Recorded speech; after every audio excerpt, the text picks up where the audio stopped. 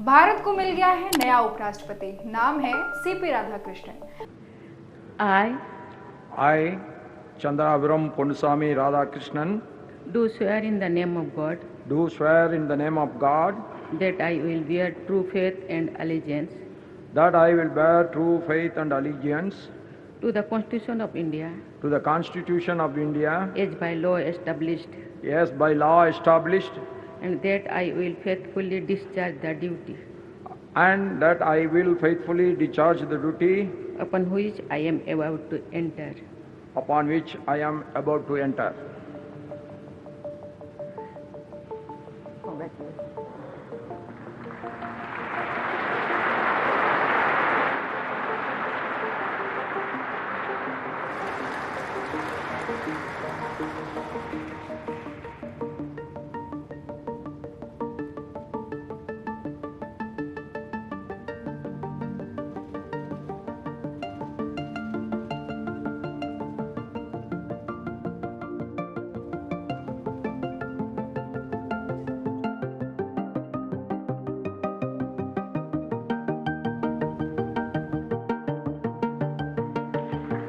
अब आप सोच रहे होंगे ये कौन है? तमिलनाडु जैसे राज्य से आने वाला ये नेता आखिर देश के दूसरे सबसे बड़े संवैधानिक पद तक कैसे पहुंचा और उनकी यह जीत सरकार और हमारे लोकतंत्र के लिए क्या मायने रखती है, आज मैं आपको इस एक्सप्लेनर में विस्तार से समझाऊंगी। शुरुआती जिंदगी और शिक्षा की बात करें तो सीपी राधाकृष्णन का जन्म हुआ 20 अक्टूबर 1957 को तमिलनाडु के तिरुप्पुर में एक साधारण व्यापारी परिवार से।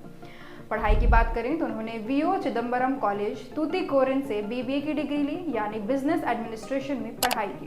कॉलेज के दिनों में वह सिर्फ पढ़ाई तक सीमित नहीं रहे बल्कि खेलों में भी आगे रहे। टेबल टेनिस के चैंपियन कहलाए, लेकिन उनकी असली पहचान बनने लगी सामाजिक और वैचारिक गतिविधियों से। आरएसएस और जनसंघ से शुरुआत कैसे हुई, इस बारे में बात करते हैं। बहुत कम उम्र यानी सिर्फ 17 साल में उन्होंने आरएसएस से जुड़ाव शुरू किया। 1974 में वो भारतीय जनसंघ की राज्य कार्यकारिणी में शामिल हो गए। इतनी छोटी उम्र में राजनीतिक संगठन की मुख्य टीम का हिस्सा बन जाना, ये उनकी सक्रियता और संगठनात्मक क्षमता दिखाता है।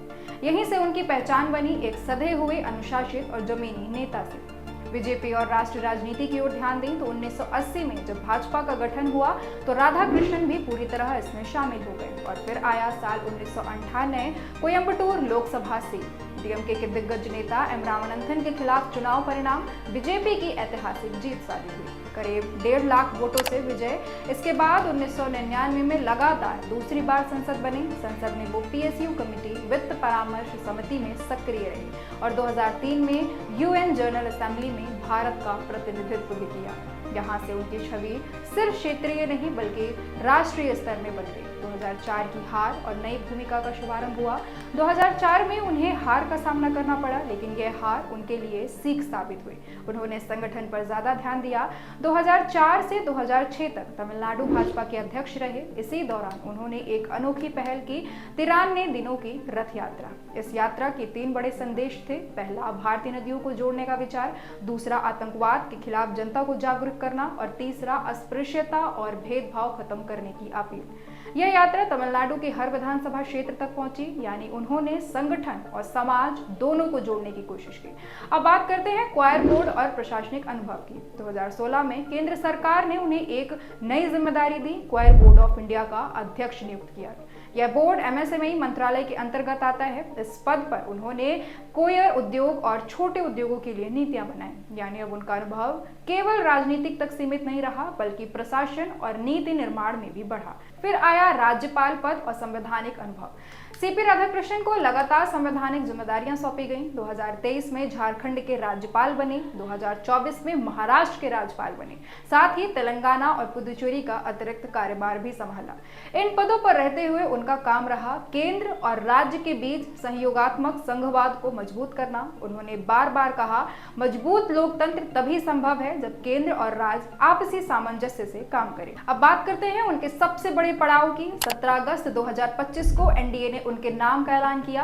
विपक्ष ने उनके सामने सुप्रीम कोर्ट के पूर्व जज बी सुदर्शन रेड्डी को उतारा। 9 सितंबर को मतदान हुआ, नतीजे आए तो तस्वीर साफ थी। Radhakrishnan 452 vote, Reddy 300 vote. जीत का अंतर 152 वोट, कुल मतदान प्रतिशत 98% से ज्यादा, यानी संसद में भी उन्हें विस्तृत समर्थन मिला। जीत के बाद उन्होंने कहा, यह जीत राष्ट्रवादी विचारधारा की जीत है। साथ ही यह भी कहा कि मैं भारत को 2047 तक विकसित राष्ट्र बनाने की दिशा में काम करूंगा। यह बयान उनकी सोच और दृष्टिकोण को दर्शाता है। संविधान के भीतर रहते हुए विकास की राजनीति पर जोर। अब सवाल यह है कि इस जीत के राजनीतिक और लोकतंत्र मायने क्या है। पहला, दक्षिण भारत में भाजपा की पकड़। राधाकृष्णन तमिलनाडु से आते हैं। भाजपा यहाँ अपेक्षाकृत कमजोर रही है। ऐसे नेता का उपराष्ट्रपति बनना रणनीतिक रूप से बेहद अहम है। दूसरा, अनुभव और सादगी का संगम। संसद, संगठनकर्ता, क्वायर बोर्ड, प्रमुख राज्यपाल, हर भूमिका में संतुलन और स्वच्छ छवि। यह गुण उन्हें राज्यसभा की अध्यक्षता के लिए उपयुक्त बनाते हैं। तीसरा, राजनीतिक संतुलन। राज्यसभा वह जगह है जहां सत्ता और विपक्ष दोनों की आवाज सुनी जाती है। राधाकृष्णन से उम्मीद है कि वो इस संतुलन को बनाए रखेंगे। यह भारतीय लोकतंत्र की ताकत है। एक साधारण परिवार का युवक संघ और संगठन से सीखता है, 2 बार संसद बनता है, राज्यपाल की जिम्मेदारियां निभाता है और आखिरकार देश का उपराष्ट्रपति बनता है।